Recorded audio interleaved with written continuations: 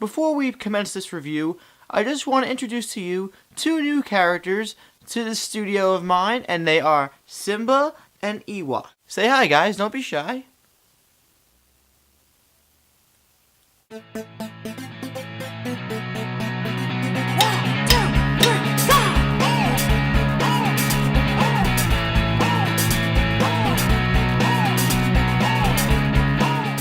Hello everybody, welcome to MaffmanJones Movie Reviews. I'm your host John Maffio, and today's featured movie is Run All Night, starring Liam Neeson in another action thriller where you don't know about his past much, but he actually is a pretty kick-ass guy who could kick your ass. It also stars Ed Harris and Joel Kinnaman, the guy from the RoboCop reboot last year. It's about Liam Neeson. He's a pretty troubled guy, kind of a dick too, he's despicable. He's metaphorically driving towards the end of his own road, but his son gets in trouble after some stuff goes down with Ed Harris' son, so he has to keep his son alive all night. But all that's really important here is that Liam Neeson kicks some ass and he talks about his dick a few times. I'm not kidding about the last part, he actually talks about his dick a few times. Going through the technicalities, there's nothing quite special about Run All Night in terms of performances and cinematography.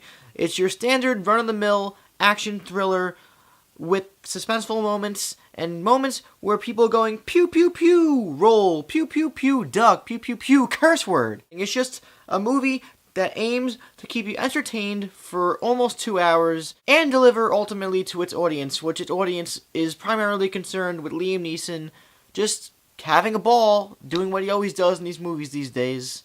And for the most part, it does that. Liam Neeson actually succeeds thanks to a decent script, a decent direction, and just a decent overall action narrative. Liam Neeson is pretty good in this movie when it comes to things that you come to expect from a movie like this. At the heart of this movie is the relationship between Liam Neeson father and Joel Kinnaman son. The main arc here concerns those characters rekindling that relationship because it was torn apart in the past, due to things that you will find out in the movie itself. I'm not spoiling for you here. Despite coming for Liam Neeson though, which most people will be coming to this movie for, Joel Kinnaman, despite RoboCop, puts in a pretty good performance in this movie, and I'm kind of excited for him to be in Suicide Squad now, because the guy has chops.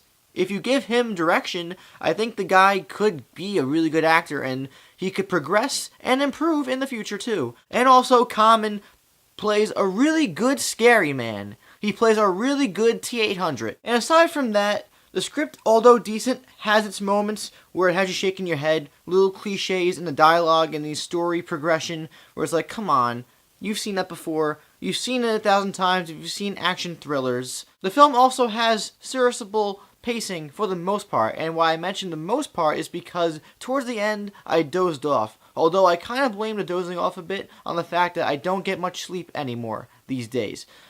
Still is the movie's fault, because no matter how tired I am, I should be wide awake and concerned and invested in the story as well as the characters. Overall, however, Run All Night is a movie that doesn't meander ever. Its pacing is decent, and it has good action, decent story. You're kind of invested in these characters.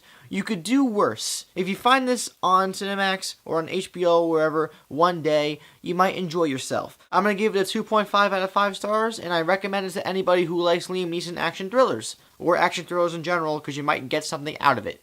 Don't expect much, though. Quick note, the punishments that you guys provided for me from the 50 Shades of Grey review, I will be utilizing in my Fury 7 review in a few weeks. What did you think of Run All Night if you saw the movie? Let me know what you thought about it in the comments down below. Also, please like this video and subscribe to my channel, MaffmanJones, so you'll never miss a video from me ever again. Finally, check out Facebook and Twitter in the info box, because I use social media probably too much. I'm John Maffio, aka MaffmanJones, and I'll see you guys next time.